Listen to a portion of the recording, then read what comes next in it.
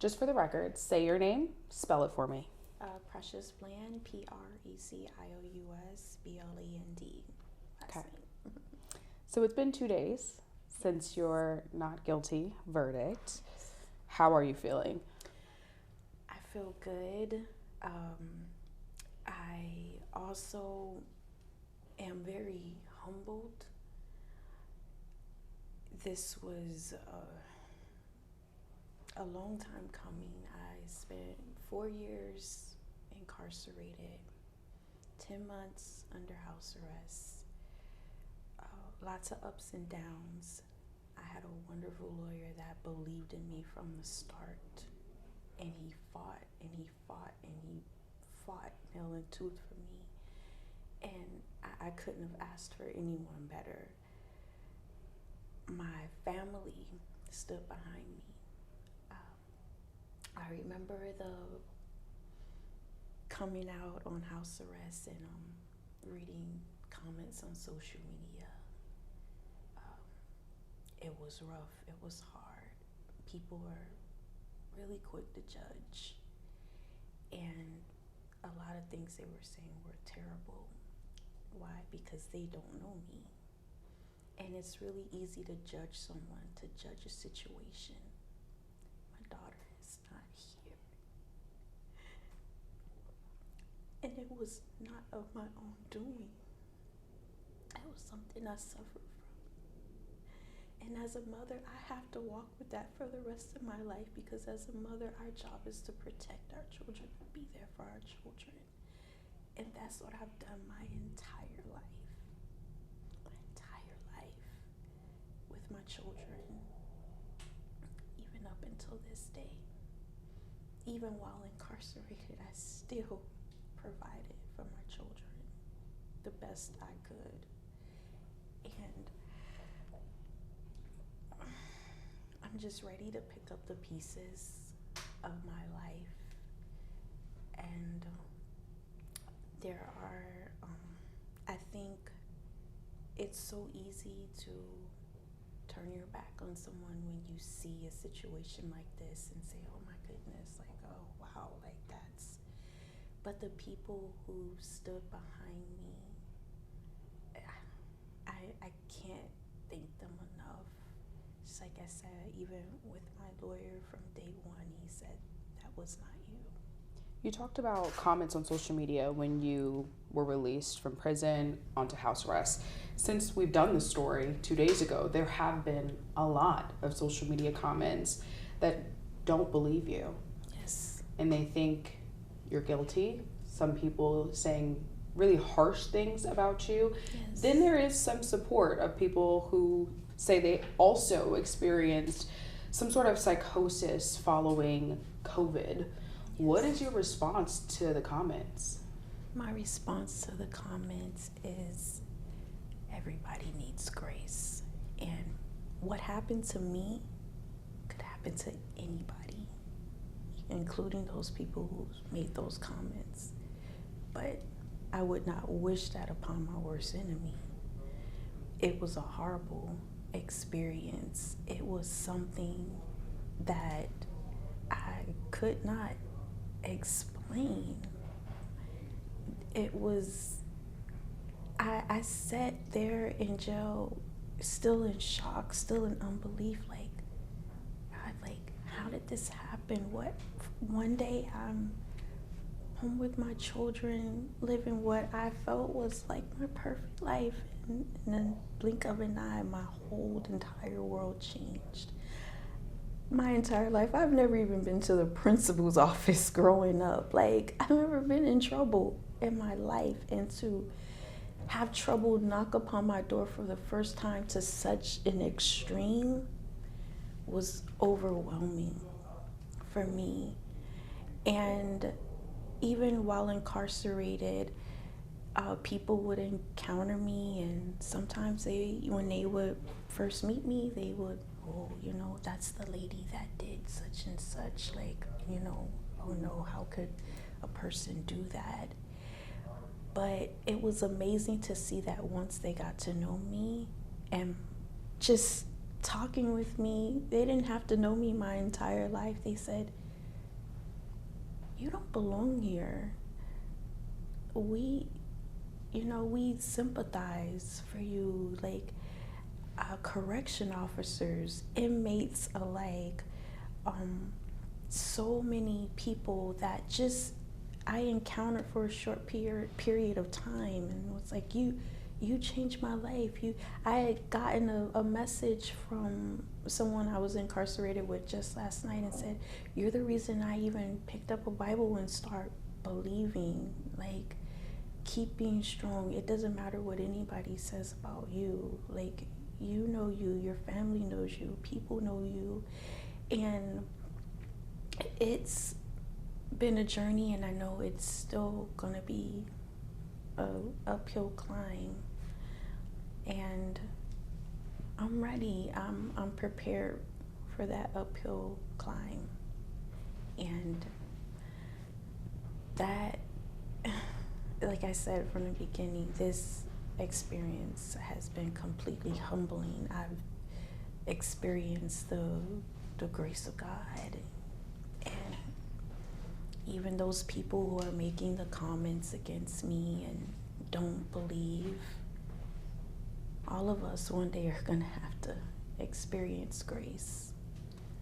If we could, can you tell me, let's go back to the day in August 2021, tell me what you remember, and then tell me when you were back in your body and yourself and understood what happened. Tell me what you were thinking.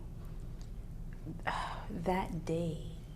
Now, what people didn't see is leading up until that day, I was experiencing psychosis. It just completely manifested itself on that day. But it was building up. My family did not really recognize it. We were all sick. We were all really sick. My husband was sick. The children was sick. From COVID? From COVID. And of course, everyone depends on me to take care of them. I'm sorry. And I couldn't. I was in the bed. I couldn't move. I knew I was going to die. But there was really nothing I could do about it. Even my husband said, I thought you were going to die. And I tried to get out of the bed, and I just collapsed on the floor.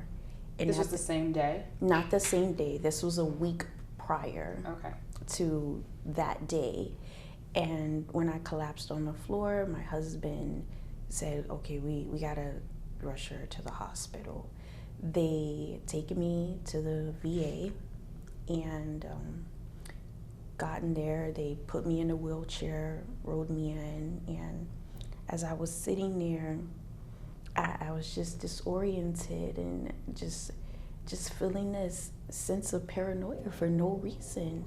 So I tried to stand up out of the wheelchair, passed out. I opened my eyes. I was on a gurney. They were rushing me into the ER, and that is where I was given the monoclonal antibodies.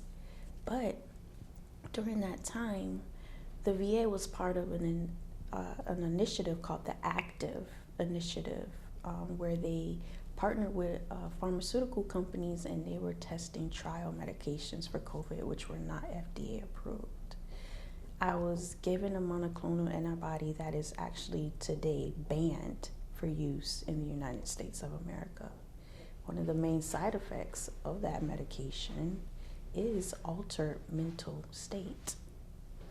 That medication never came to market in the United States of America. It was revoked. I was given that medication. And along with suffering from COVID already, that was the perfect concoction for. Do you know the name, or? It's two medications mixed together. The name of it, I can get it for you. I have it written down in my phone, but the name of it starts with an R. I'll get it for you. It is. Do you remember the day you went to the hospital? I'm just trying to see a timeline here. The day I went to the hospital, they told me it was August 16th. I was so disoriented. I thought the events that occurred happened the day after I came from the hospital. I can't recall that entire week. They told me that my daughter told me I wanted a fidget, and mom, you were ordering me fidgets, and you spent $2,000 when you were incarcerated. There were $2,000 worth of fidgets that came to the house, and I was like, oh my God, like I did not mean to do that. Like there were so many things happening, and what I discovered, in my own research with psychosis, there's different stages. So what they were seeing was this hyper stage of me that looked like I was well, but I was not.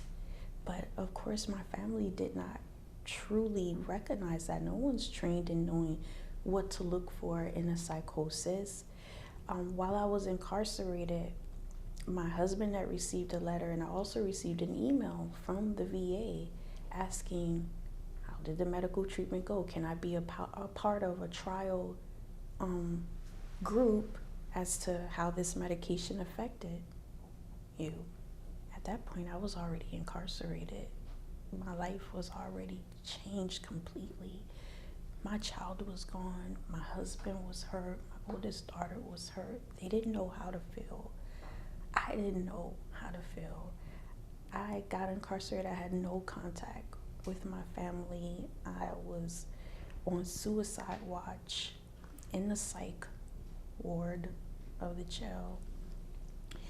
And that was traumatizing in itself. What's your relationship like now with your husband and your children? How did you guys work through moving on past what happened? Right now, our relationship, we're slowly just mending things and getting things back together.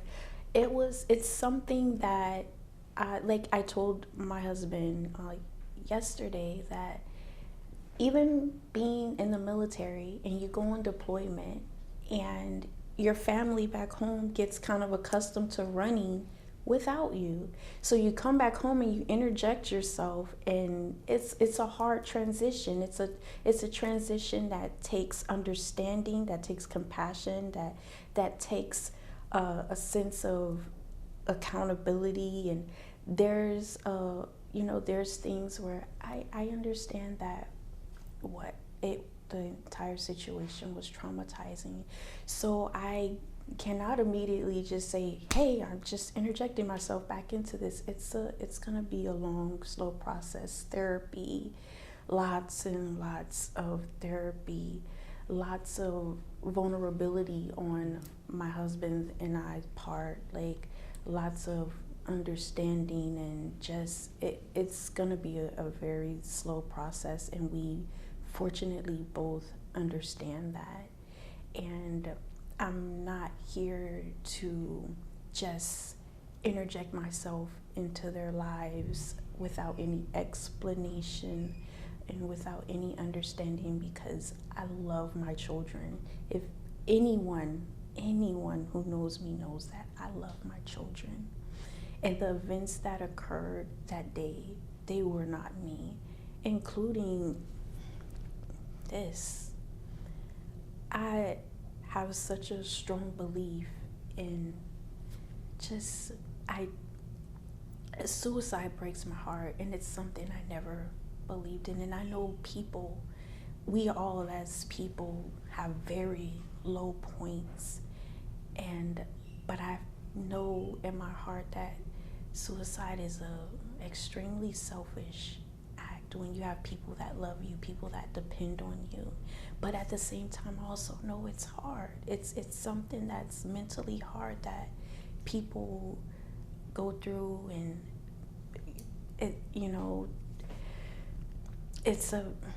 it's so much we don't understand about ourselves, about the way our brains work, about the way we work as people. And it's, like I said, this entire situation has taught me so much. Even being incarcerated, I was incarcerated with people that are facing the death penalty for similar reasons. Mm-hmm. People that are facing similar charges that I was facing, that are, once you get to know them, the the nicest, sweetest people. And as a person on the outside looking at their crimes, you would think that's horrific. It would be easy to judge those people sitting in there incarcerated with heavy charges. And a part of me wish there was more as a government, as a system in America that can help mothers who've had mental breaks, mental things that have just gone wrong, that they're just tossed in jail and there's no help provided. Meanwhile, they have children outside that still want them, just like my children. My children are texting me at this very moment. Mom, like, we heard, we're so happy. Like, when will we be able to see you? I haven't seen my children in 5 years. Really? 5 years. From one day of seeing them every single day, homeschooling them, loving on them, cooking dinner, cooking breakfast. I did that with my eyes closed, and I loved every second of it. The prosecutors attempted to make it seem like I was overwhelmed. Absolutely not. They seemed to try to make it like my husband was working 12-hour shifts because of COVID. My husband worked 12-hour shifts for the last 10, 15 years. And we made do. And we were fine. And we, in our own world, were perfect. We went to church. They tried to make me seem like this overzealous, religious, cult-like. There is nothing wrong with having your faith, with being strong in your faith and standing firm in your faith. And the beautiful part about it was that I had a lawyer that has faith as well, that stands strong in his faith as well. Well, let me ask you, do you take responsibility for the death of your daughter? It's a hard thing, but absolutely. I know people say, well, just because she was in a psychosis doesn't mean that she shouldn't have to take responsibility. Every morning I open my eyes, I take responsibility. Every morning I open my eyes and have to walk in a sense like, it's like the entire time I was like, okay, now the candid cameras can come out. Like, I don't know what this is, but somebody's gonna come and say, hey, look, your baby's fine. Like, this was all just one big elaborate joke to see how you handle pressure. I have to wake up with the fact every day that my daughter is gone because of something that was outside of what I could contain and what I can do, and what I experienced on that day was definitely something that was not normal. I can't even explain. It was something that was so strong, and I dare to say so demonic in nature. And to hear a voice and to not want to do it, but you hear something, and if you don't want to do it, it's going to make you do it. That's something I could not understand and could not come to terms with, because I myself would stand on the outside and say, that sounds kind of suspect. Yeah, some people might still hear that and feel like you're kind of placing blame on the psychosis versus actually taking responsibility for yourself. Do you feel guilt, any remorse? Like, I understand you're saying voices took over your head, Yes. caused you to act in this manner. But I guess at the root of inside of you, the person that's not under psychosis, does that person take responsibility? That person takes responsibility.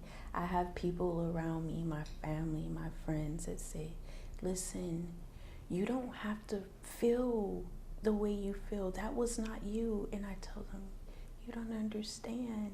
You don't understand. Like, although it happened, and I still take responsibility of what my family is going through, what we've lost, the relationships that have to be mended again. I can't walk around and pretend like, okay, everything's fine now. You guys should all just accept me again. I'm back to who I was before this incident. I have to respect that everybody needs their time in this. And I do accept that responsibility, and it goes back to, like I said, I've been given so much grace. God has shown me so much grace. So who am I to turn around and not show that grace to others? Who am I to turn around and say, just because my circumstances came out very favorably, that now everybody has to see it the way that it should be seen? No, everyone's entitled to how they feel. Everyone's entitled to how they feel, including my family. I have family members that have turned their back on me. I have in-laws that have stopped speaking to me, but that's okay.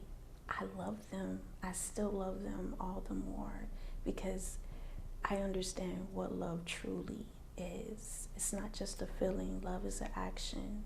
Love is accepting people for who they are and how they feel, and also respecting that. Love is patient. Love is kind. Love is everything. At any point, have you ever suffered from any other mental health issues, disorders?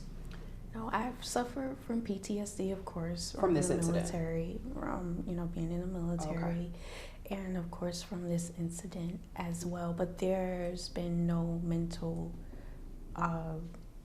breaks or anything that I have suffered apart from this situation. So what do you hope for your future? What do you hope people that are going to see this interview and have their opinions, or some of the people that I've seen say that they've also had COVID psychosis, anybody that's going to see this, what do you hope they know about you? What I hope they know about me is I'm a regular person, just like them. What happened to me could have happened to anybody.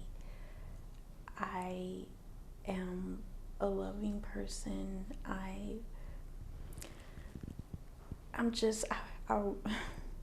If I could help the world, I'll help the world. If that's something that I could do in my capacity, I've always been that person. It's even hard for me to try to, because I'm just an action taker. It's hard for me to sit here and say what I can do. I want to show the world what I can do. I want to show the world that what they see, the psychosis, that what they see, that there's a human behind this. There's a person behind this, and I want my life to be on display so that even law, even the judicial system can see, look at this person come from this and completely change her life and completely bring her family back together, and what has been restored, what has been reconciled, just the beauty that came behind this. Because imagine if it would have gone the other way and I was now spending my life in prison. Are all your other kids with your husband? Yes. Okay. Yes, they're all with my husband. And It's 5 of them, right? yes, it's my oldest daughter. She's 21, so she lives on her own. Okay. But the 4 younger ones are with my husband. What are their ages now? So my son, he's 7. My daughter, right before him, she's 10. The daughter before that one, she's 12. And the daughter before that one, she's 16. And my oldest daughter is 21. And you're still married to your husband? And I'm still legally? married. Yes, we're still married. Okay. And we're working on it because, of course, we've been separated all of these years. And But he did take the stand for you? yes, Okay. he did. He did. He wrote me, while I was in jail, keeping me encouraged, telling me, I love you, stay strong. We know that was not you. you know, and that kept me going. My kids, they would draw pictures and color pictures, and they would send me their drawings and their report cards, and I was just so proud of them throughout everything. And I am just so blessed to have this second lease on life to show the world that, listen, everyone, what you say in those comments, I'm not that person. Everyone doesn't operate in a sense of just evil and wickedness. And you know, some things, sometimes bad things happen to good people. And a lot of times, if anyone, you know, can, like, I read the Bible, of course. I'm a Christian. I believe in God. And if anyone has even read any stories in the Bible, Job, Joseph, these are people that were good people, and unfortunately circumstances happened that were beyond their control, but they were restored in the end. Okay. So Thank you. thank you. Thank you very much. All right, Chelsea. COVID psychosis before this? No, I had no clue about COVID psychosis before this. No clue. It's just so much we don't know about COVID and experience. And this case, of course, was the first case in history that has gone to trial and come out victoriously by means of a COVID psychosis.